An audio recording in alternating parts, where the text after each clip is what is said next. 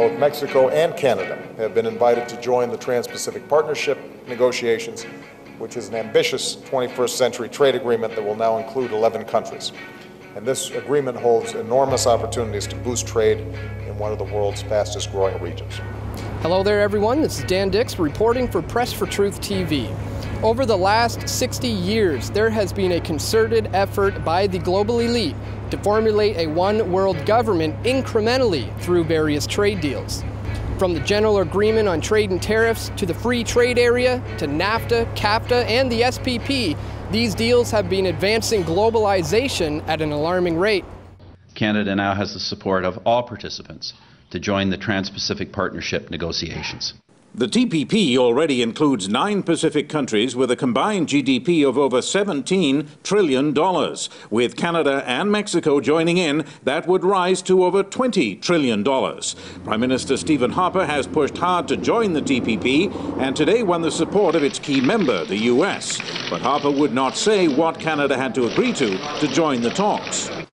In addition, some of the terms of the TPP deal are already agreed by the other parties, and Harper cannot change them.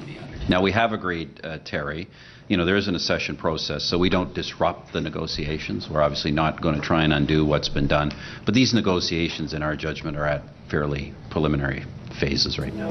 The TPP is being disguised as a trade deal, when in reality it amounts to a global corporate takeover, where, if implemented, the megacorporations would have the power to lower food standards, raise the prices of medicine, censor the internet, and have more influence and control over individual governments.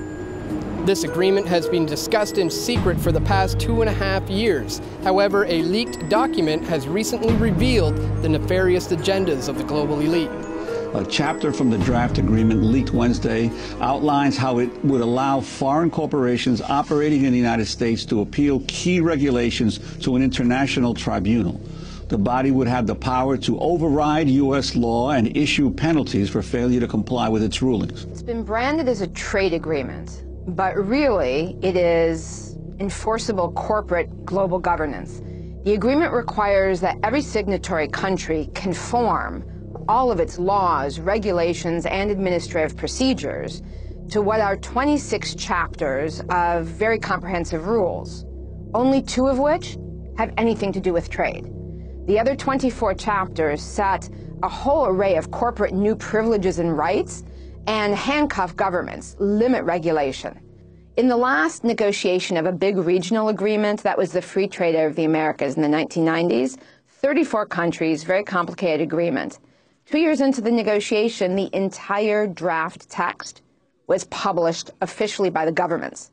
Here we are 3 years into this negotiation with 8 countries, and they will not publish a sentence. In fact, it finally leaked that they had signed a special agreement not to release any draft text for 4 years after negotiations are done. Under NAFTA's system, which has some of this, $350 million have already been paid out to corporations by governments over toxics bans, zoning laws, timber rules.